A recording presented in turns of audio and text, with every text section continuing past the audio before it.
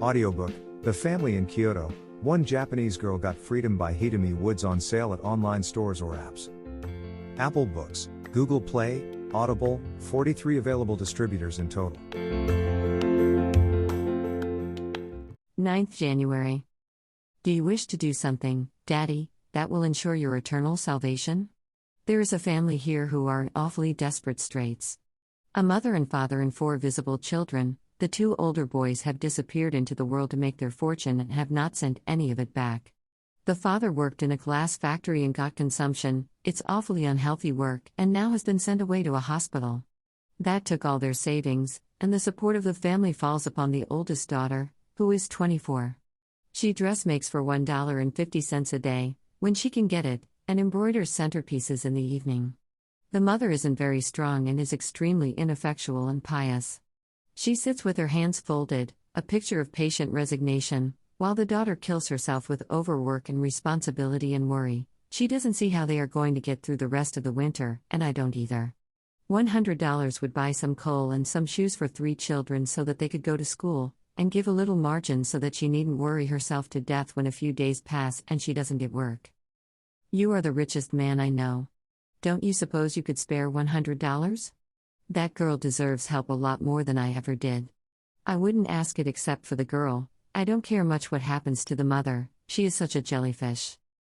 The way people are forever rolling their eyes to heaven and saying, perhaps it's all for the best, when they are perfectly dead sure it's not, makes me enraged. Humility or resignation or whatever you choose to call it, is simply impotent inertia. I'm for a more militant religion. We are getting the most dreadful lessons in philosophy, all of Schopenhauer for tomorrow. The professor doesn't seem to realize that we are taking any other subject. He's a queer old duck, he goes about with his head in the clouds and blinks dazedly when occasionally he strikes solid earth. He tries to lighten his lectures with an occasional witticism, and we do our best to smile, but I assure you his jokes are no laughing matter. He spends his entire time between classes in trying to figure out whether matter really exists or whether he only thinks it exists.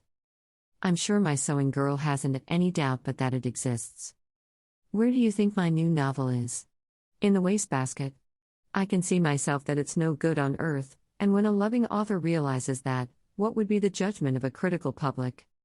Later. I address you, Daddy, from a bed of pain. For 2 days I've been laid up with swollen tonsils. I can just swallow hot milk, and that is all. What were your parents thinking of not to have those tonsils out when you were a baby? The doctor wished to know. I'm sure I haven't an idea, but I doubt if they were thinking much about me. Yours. J. A. Next morning. I just read this over before sealing it. I don't know why I cast such a misty atmosphere over life. I hasten to assure you that I am young and happy and exuberant, and I trust you are the same. Youth has nothing to do with birthdays, only with aliveness of spirit, so even if your hair is gray, Daddy, you can still be a boy. Affectionately. Judy. 12th January. Dear Mr. Philanthropist. Your check for my family came yesterday. Thank you so much. I cut gymnasium and took it down to them right after luncheon, and you should have seen the girl's face. She was so surprised and happy and relieved that she looked almost young, and she's only 24. Isn't it pitiful? Anyway, she feels now as though all the good things were coming together.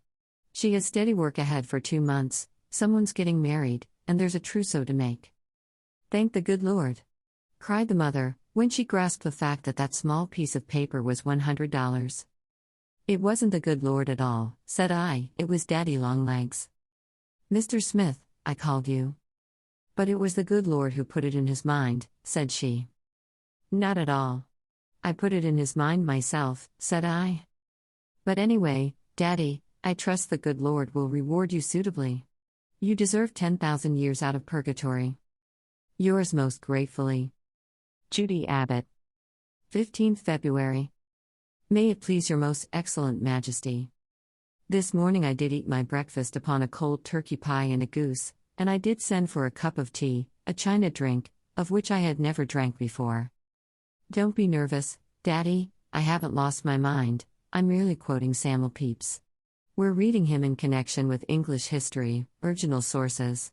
Sally and Julia and I converse now in the language of 1660. Listen to this. I went to Charing Cross to see Major Harrison hanged, drawn and quartered, he looking as cheerful as any man could do in that condition. And this, dined with my lady who is in handsome mourning for her brother who died yesterday of spotted fever.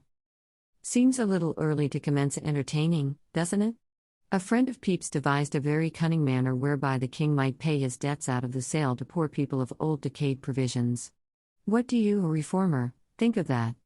I don't believe we're so bad today as the newspapers make out. Samuel was as excited about his clothes as any girl. He spent 5 times as much on dress as his wife. That appears to have been the golden age of husbands. Isn't this a touching entry? You see, he really was honest. Today came home my fine camlet cloak with gold buttons, which cost me much money, and I pray God to make me able to pay for it.